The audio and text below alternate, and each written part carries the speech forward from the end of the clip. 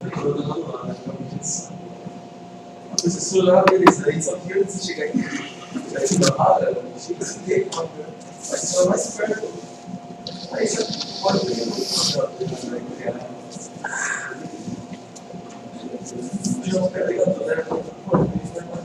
Bom, vamos lá, pessoal. Vamos começar.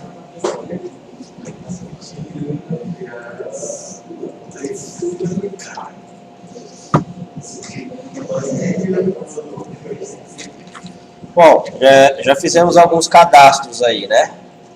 De funcionário, de peças, setores, a gente tem dados já nas tabelas. Agora, a gente precisa cadastrar o quê? O nosso estoque. Ó, vamos cadastrar aqui, por exemplo, o número de controle 1, a data, vou colocar a data de hoje, código de funcionário. Código de funcionário REP e código de funcionário RESP. Vocês estão vendo aí? Né? Esse código de funcionário, ele tem que estar relacionado com quem? Com a tabela de funcionários. A gente cadastrou até o código 4, não foi? Então, beleza. Colocando o código 1 aí, ó, de funcionário, e código 2 é para ele aceitar. Beleza? Vamos cadastrar mais um número de controle aí. Controle 2 agora, né? Dia de hoje também. Dia de hoje também. Código de funcionário 1 no REP. E no RESP, vamos deixar aqui, ó, como 5, por exemplo. Enter. O que ele fala aqui, ó? Não é possível adicionar ou alterar registros, pois é necessário que eles tenham um registro relacionado na tabela de funcionário. Isso quer dizer o quê? A gente está tentando fazer a inserção de um funcionário 5 que não existe cadastrado na tabela de funcionário.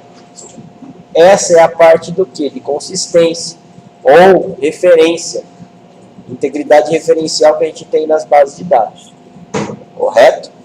Então, se eu não tenho, né, o meu dado cadastrado em uma determinada tabela, eu não posso utilizar outros dados não cadastrados em outras tabelas.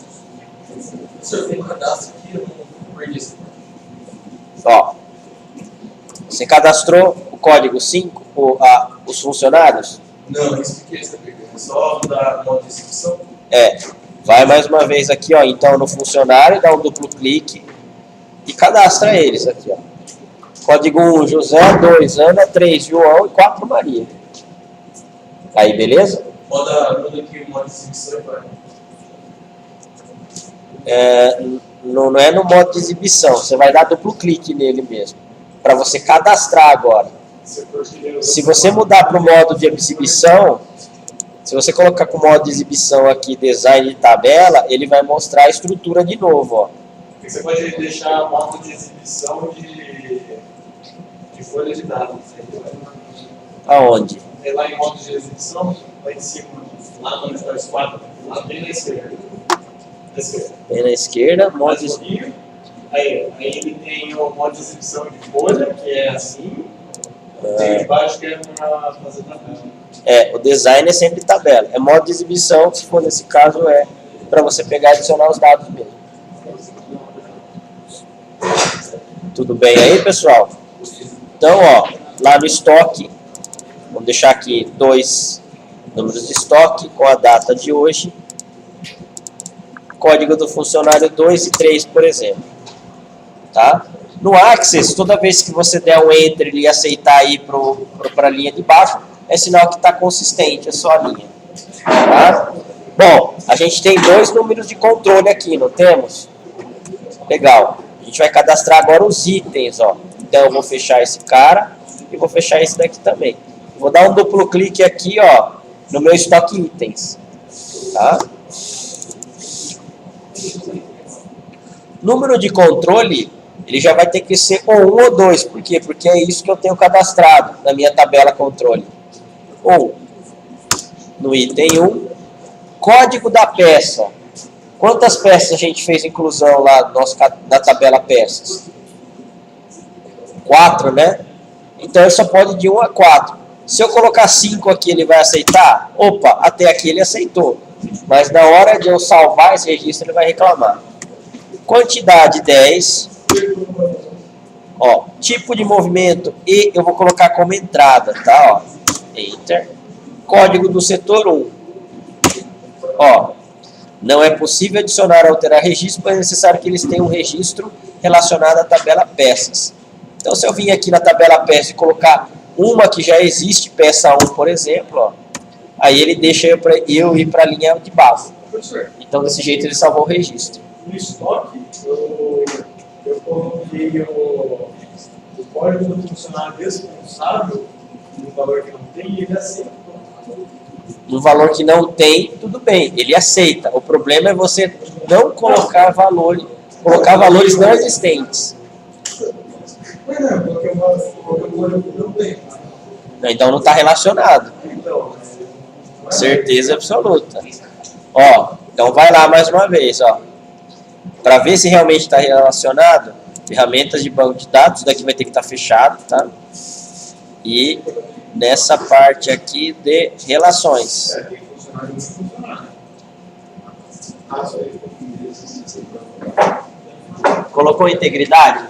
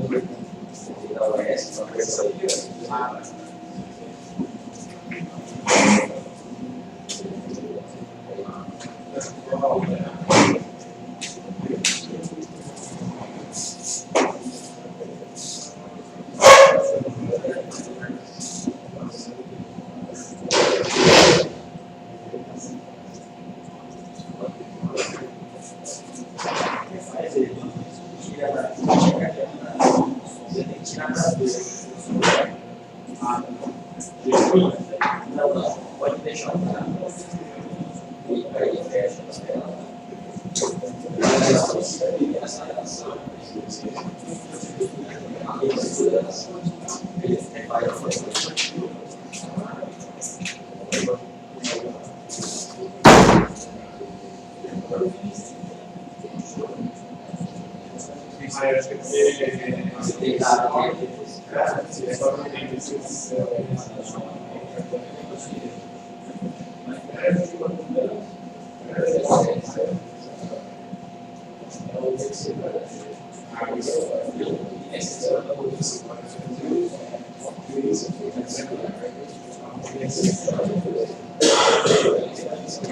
Tudo bem aí, pessoal? Então, dessa forma aqui, agora, dentro aqui ó, do itens estoque, a gente já começa a ter a nossa movimentação. Legal. Vou colocar aqui, ó, número de controle 1, certo? Item 2. Opa! E vamos continuar, né? Peça 2. Vou colocar 20 itens de entrada do setor 2. Mas, aqui, ó, o número de controle, ele não é chave primária para essa tabela? Exato. É uma chave primária composta, né? Por quem? Pelo número do controle mais o item. O conjunto dos dois é que não pode ser igual. Correto? Então, ó, 1, 2 e 1, beleza, são diferentes, ele deixa pegar e fazer a inclusão. Correto aí, pessoal? Então, ó, isso daqui também é aquela teoria que a gente comentou sobre a parte de chave primária composta. Correto? 3, por exemplo, ó. Código de peça 3. 10 itens, entrada no setor 3. E assim vai. Agora, se eu tentar cadastrar aqui, ó, controle 3, item 1, quantidade de peças 10, código da peça 3, quantidade 10, entrada, setor 1. O que ele vai falar para mim aqui, ó? Não é possível adicionar ou alterar registros, pois é necessário que eles tenham um registro relacionado ao estoque. Enquanto eu não tiver o estoque 3 cadastrado, eu não consigo fazer a inclusão no meu estoque itens. Correto? Então, dessa forma aqui, a gente tem as integridades. Alterei para 2 ali, ó. Agora sim.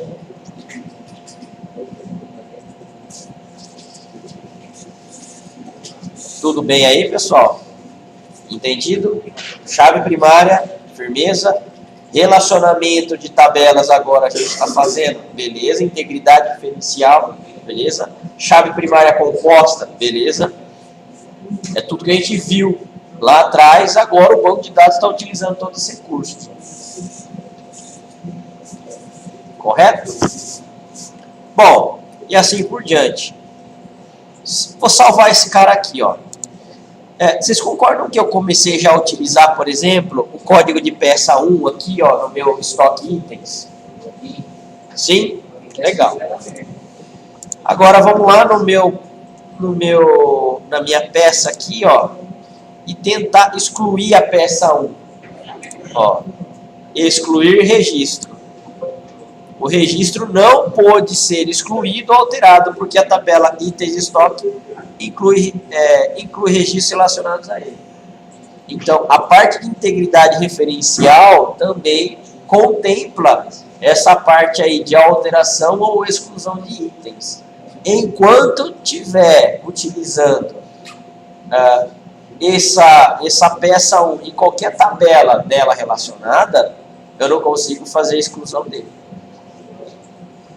E numa base de dados real?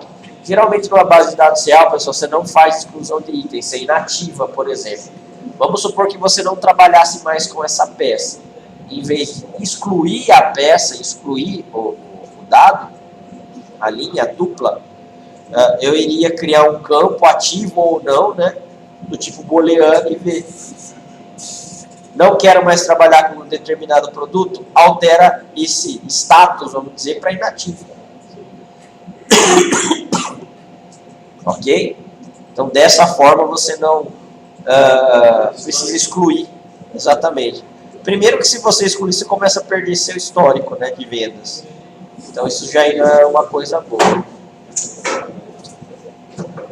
E segundo, você teria o trabalho de tirar todas as vendas para depois tirar do cadastro de produtos. E como que você faria para você adicionar, pelo banco de dados, como você faz para proibir que algum estoque tenha aquele não?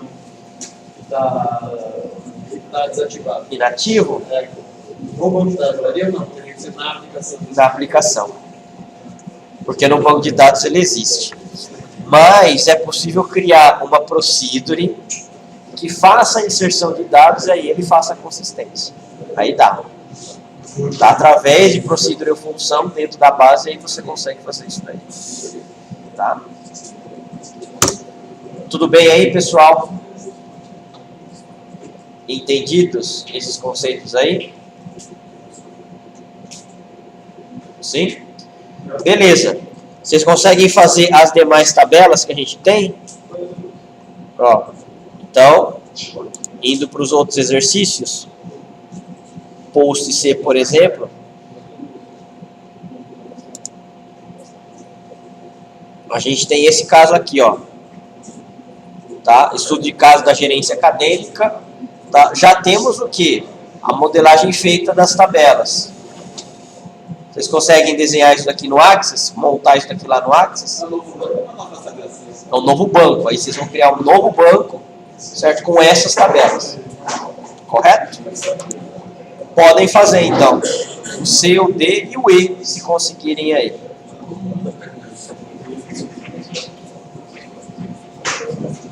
Ok? Ó.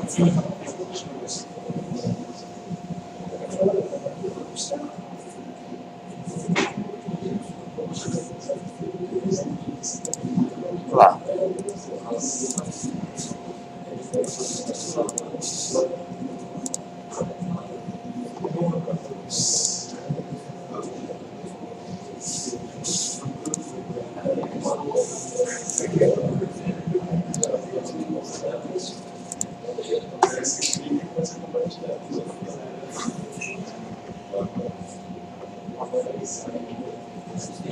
Professor, nesse caso aí, não dá tabela, eu vou fazer uma proposta. O nome do arquivo? Pode ser gerência acadêmica, ou exercício 2, qualquer um. Tá? Aí, ó, é a aula 10C. Tá, ó, essa aula aqui.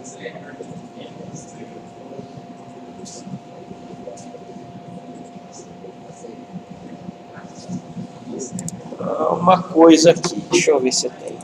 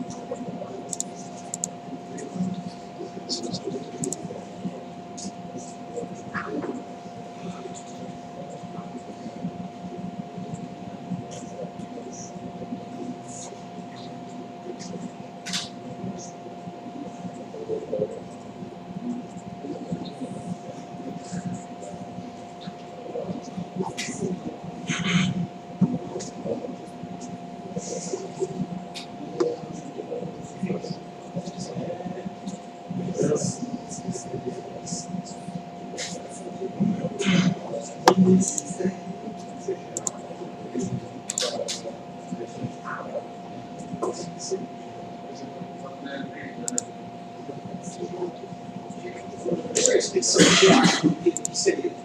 Não entendi. Inscrição de ato. O professor. Inscrição na gerência acadêmica.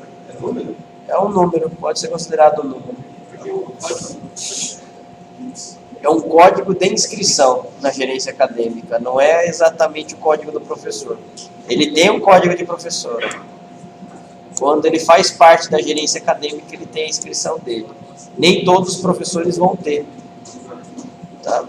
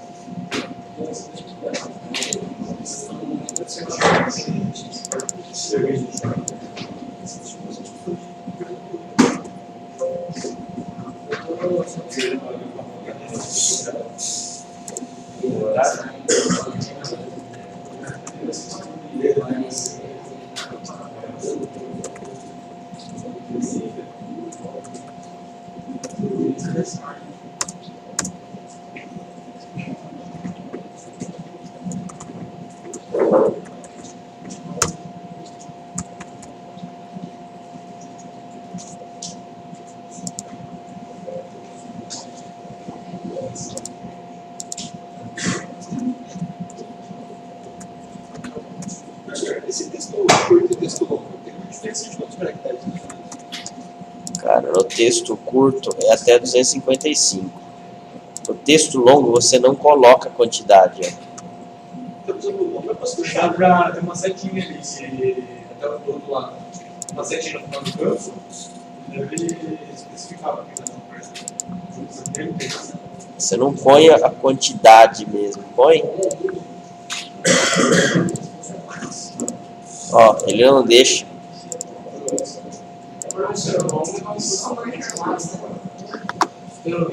Ele é um campo memo, vamos dizer assim, campo memorando.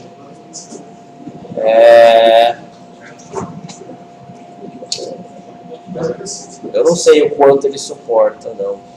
Mas ele suporta bastante quantidade de caracteres mesmo. É como se fosse um memorando mesmo. É um texto mais extenso. Já é o suficiente.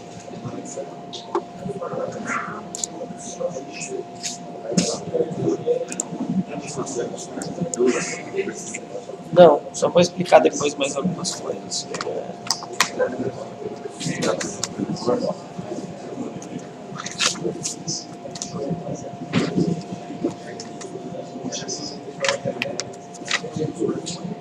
Vitor, né? Isso. Beleza.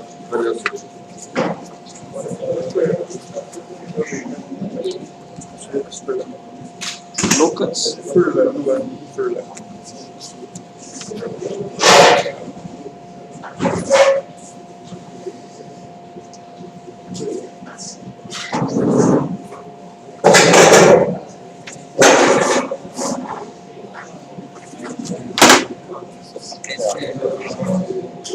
Beleza.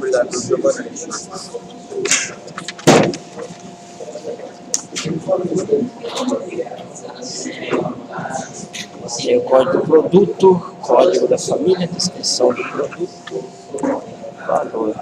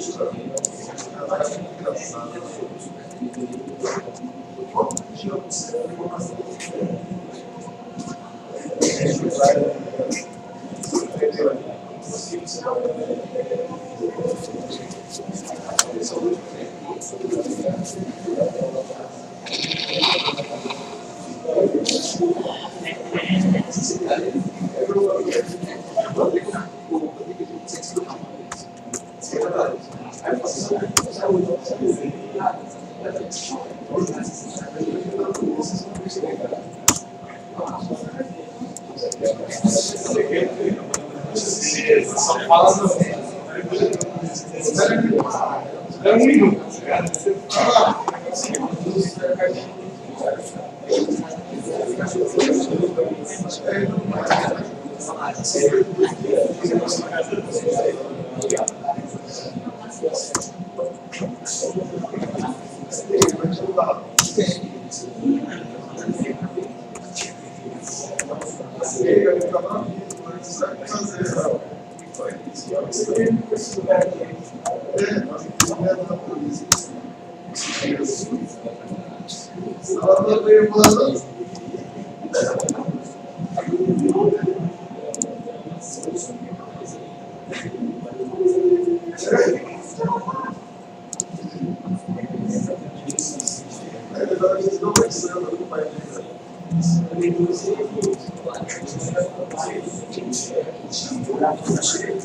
Obrigatórias. Posso estar colocando aquele campo data hora?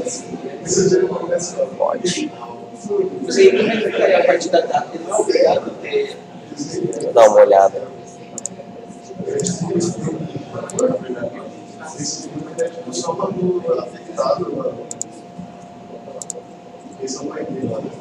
Se for assim, ó.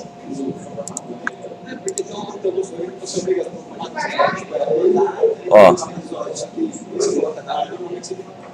dá para você mudar aqui no formato só ela como hora completa.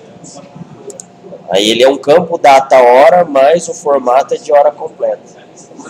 Tá? Daria para fazer isso. Oi. Você comentou de, por exemplo, a parte de processamento, de fazer processamento por exemplo, quanto vai ser a quantidade de processamento que vão te dar, vai aguentar, suportar, esse tipo de coisa. Como você faz para poder Calcular? Como que você faz para, por exemplo, eu sei que meu banco de dados vai precisar de tanto de processamento. Como você calcula e disponibiliza esse tipo de coisa? Geralmente pelo volume que você tem de dados. Para a parte do quê? De inserção principalmente, que é uma das partes mais custosas. A inserção e a consulta, elas sempre vão estar concorrendo. Né? Então, você tem que calcular, uma delas é a quantidade de bytes. Então, você tem que estimar. Como você libera processamento? Você não libera o SQL. O SQL vai lá e vai tomar todos os seus servidores. Usa mesmo só... No SQL Server, no Oracle você tem. Na hora você vai lá. No SQL tem também um cara que chama Numa, se não me engano. Esse cara você vai lá e faz restrição de processamentos por serviço.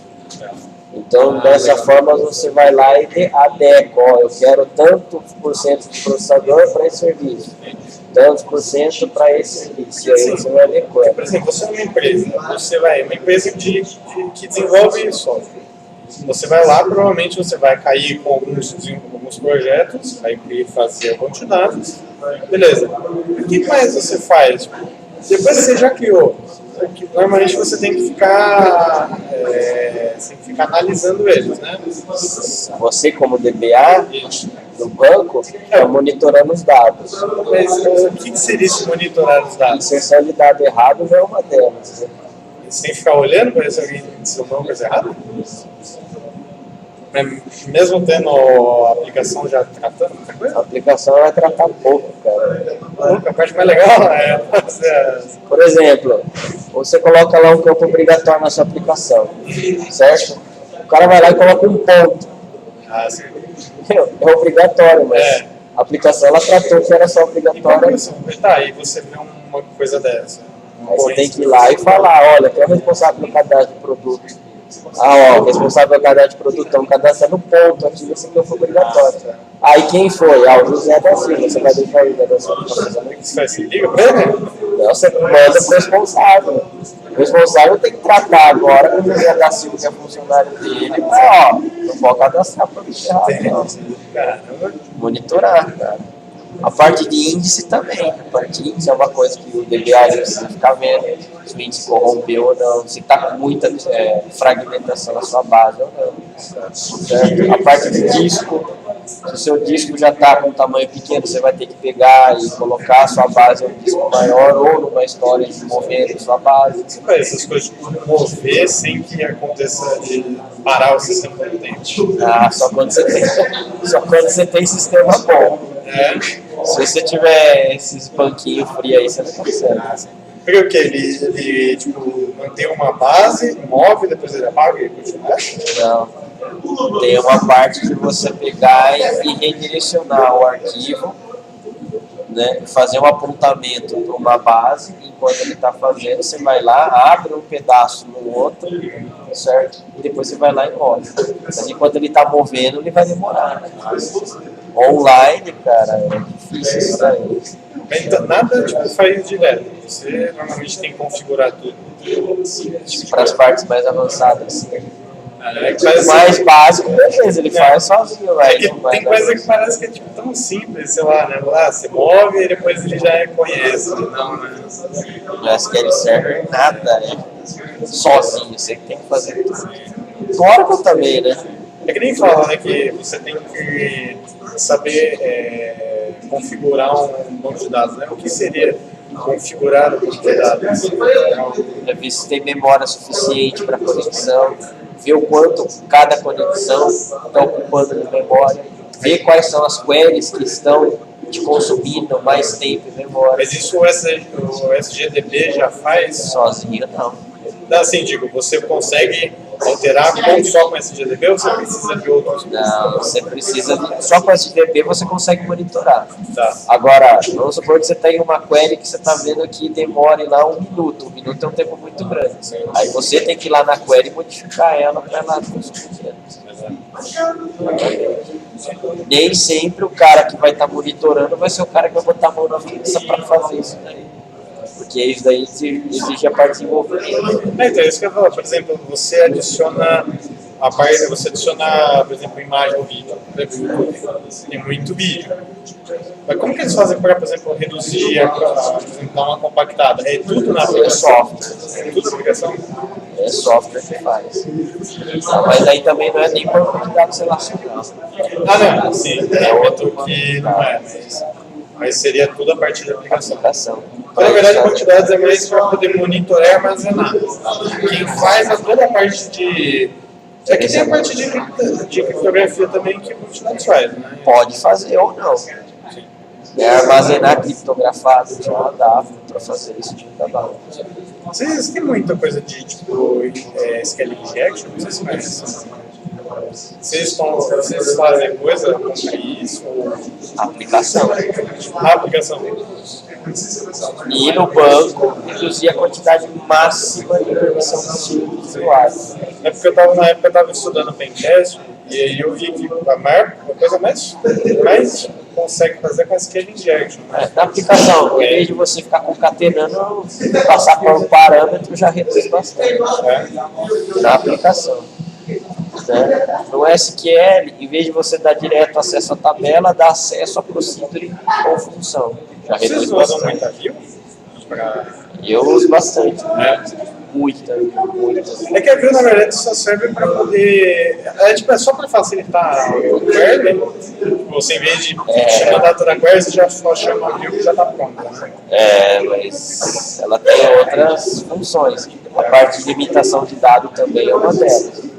Tem dado que eu não posso mostrar da tabela direto do usuário.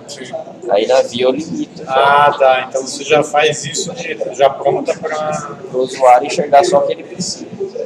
A parte também de se eu quero otimizar a velocidade da consulta da via, eu também consigo. Consigo materializar uma via. Aí ele começa a guardar dados da via. Dá para guardar. O banco de dados pago, bom, dá para fazer, com os free não dá. Tudo que é bom vai ser pago. Tudo. Não tem jeito. Você vai querer usar recursos bons, vai ter que pagar, cara. Não tem o que fazer. Mas, por exemplo, você normalmente faz toda a tabela, aí você vai fazendo as coisas que você imagina que vão precisar, ou você espera o... Conforme está precisando, você vai fazer. Ah, tá. É muito difícil você já prever. Mas você já faz algumas meio básicas? Não, monta assim. Particular, eu monto tudo depois. Você espera pedir a requisição. Exato. Mas aí o que eu, por exemplo, o desenvolvedor faz, preciso fazer tal seleção para o usuário. Então, aí você tem que perguntar, né? Viu, mas para onde você vai usar esse negócio aqui? Ah, vou utilizar nessa consulta aqui. Ah, mas você vai parametrizar para quanto tempo? Para 1 ano, 2 anos esse negócio? Ah, o usuário pode usar 2 anos. Porque só ele mesmo pode fazer o Select lá. É. Aí, quantos usuários vão usar esse cara ao mesmo tempo? Ah, vai ser 100 usuários, 200 usuários. Ah, os 200 podem pedir 2 anos de dados para trás? Pode. Aí você conta. Você é pensando em otimizar. Ah, quantos usuários vão utilizar ao mesmo tempo? 2, 3. Não, constrói select. Então, você tem que ir analisando, entendendo, e aí você vai explicando. Uma dúvida, o Alessandro, que dá a orientação de objeto, programação, na verdade, agora, né? A gente comentou, a gente está vendo a parte de conexão com o banco de dados. A gente está usando SQL, mas aí ele comentou na aula passada que a gente faz o quê? A gente faz em Java, né? Que você faz a conexão, aí ele faz a seleção e pega as coisas que você fez. Aí você pegou, tá naquele no result set que chama, e depois, se você não quiser, ele some. Ele ensinou um outro jeito, que é quando você, tipo, ele pega os dados, some, sai a conexão com o banco de dados e fica só armazenando tudo, no result set. Ele ensinou outro, que é você armazenar um objeto, só que ele fica direto conectado. Tipo assim, ele conecta... Vocês estão vendo o web? Vocês não estão vendo o web aí? Não, para web não. É para uma camada de 2 camadas, normal. Sem problema. Ainda dá para deixar. Mas a dúvida é, né? Porque eu gosto de C Sharp e eu deixo bastante C Sharp. Eu sei que em C Sharp tem um using, enquanto você está utilizando, ele permanece, então ele corta para você ficar consumindo. Aí ele comentou disso, porque não tem tantos problemas hoje em dia. Mas eu fiquei meio assim, porque... Depende de quantas conexões. Então, mas usualmente é muito ruim você deixar uma conexão aberta.